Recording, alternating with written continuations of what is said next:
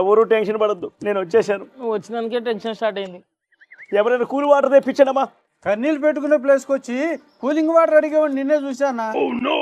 నా వల్ల కన్నీళ్ళు పెట్టుకున్న వాళ్ళని ఇటు చూస్తే తట్టుకోలేడేమో. ఇక తాగానా?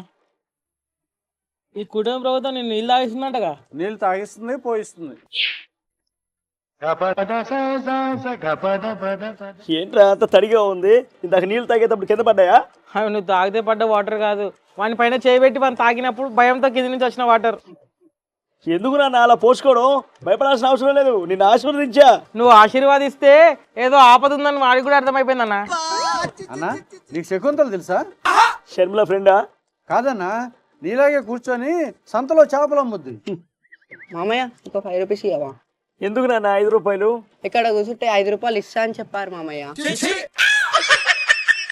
ఇటు హీరో నువ్వే, అటు హీరో నువ్వే, మరి నేనేమన్ని? హీరోయిన్వి, నేనేం చేయాలి? ఐటమ్ సాంగ్ చెయ్యి. నువ్వు పెద్ద ఐటమ్ వేగా. ఉండేది 20 అసెంబ్లీలో 2 పార్టీలు ఉన్నాయి. ఉన్న పార్టీలన్నీ కలిపి కూటమి ప్రభుత్వంలో ఉన్నాయి. ఇక సపరేట్గా ఉన్న పార్టీ ఎవరిది? మన పార్టీ. ప్రతిపక్ష పార్టీ ఇస్తే మనకే ఇవ్వాలి, ఇంకెవరున్నారు? అసలు నీ పార్టీ ఎక్కడ ఉంది? 11 వచ్చాయి కదా, ఉంది కదా పార్టీ. చిన్నపిల్లలాగా ప్రతిపక్షం అని చించుకొని ఆ 11 కూడా ఉంచుకోకుండా పోయేలా ఉన్నావు. నువ్వంత హార్ష్గా మాట్లాడించండి. అసలు నీకెందుకు ప్రతిపక్ష హోదా ఇవ్వాలి? జనాల తరఫున డిమాండ్ చేయడానికి. ఎందుకు? ప్రజలకు అన్యాయం జరుగుతూ ఉంది. అన్యాయమా? అన్యాయం చేసిన వాళ్ళు మళ్ళీ డిమాండ్ చేస్తారా? తూచ్, నేను ఒప్పుకోను. అయినా ప్రతిపక్ష హోదా అనేది అడుక్కుంటూ చేయి చేస్తే రాదు, స్థాయి ఉంటే వస్తుంది. నాకు స్థాయి లేదనా? నీకెందుకు స్థాయి లేదు? నీ స్థాయి నీ చెల్లెలు పెట్టే చివాట్లో తెలుస్తుంది. మీ అమ్మ కూడా అసహించుకుని చూడు, అది నీ స్థాయి.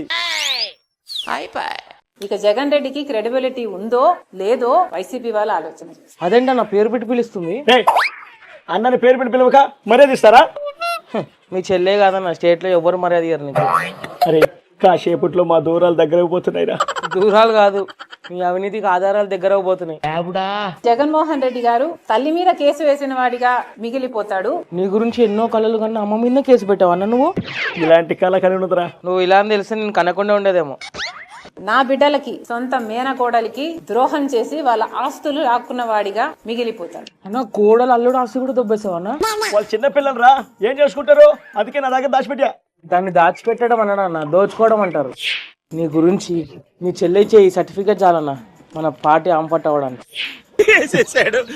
చెల్లైని కూడా ఏదో ఒకటి చేయాలరా.